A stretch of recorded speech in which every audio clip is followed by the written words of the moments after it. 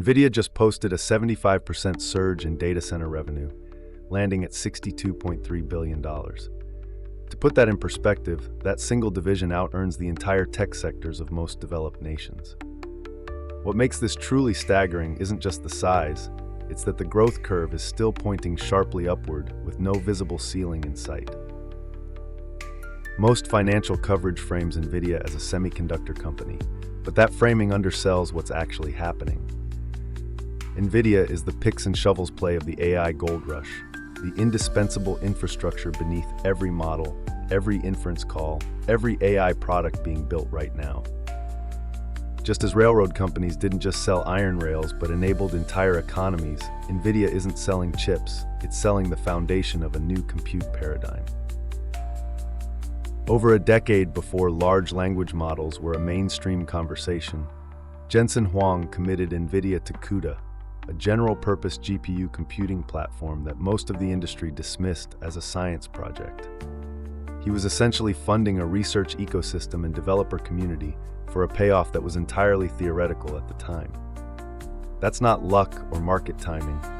That is one of the most consequential long-term technology bets in Silicon Valley history. And it's now paying dividends measured in tens of billions. When a single company controls the dominant infrastructure layer of an emerging technology wave, pricing doesn't follow free market dynamics. It follows that company's roadmap and capacity decisions.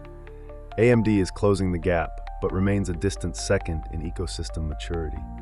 Google's TPUs are technically impressive, but locked inside Google Cloud. Amazon and Microsoft's custom silicon efforts are promising, but still years away from threatening Nvidia's ecosystem dominance.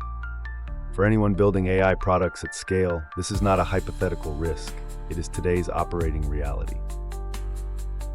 The teams navigating this supply chain concentration most successfully share a common discipline.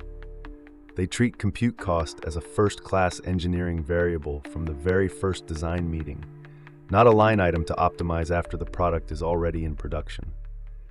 This means making deliberate choices about model size, quantization strategies, caching layers, and inference batching long before a single GPU dollar is spent. The teams that fail are the ones who build first, scale second, and discover the economics are broken only after they've committed to an architecture. When capital is deployed at the scale Nvidia's revenue numbers represent, it doesn't just reflect current demand.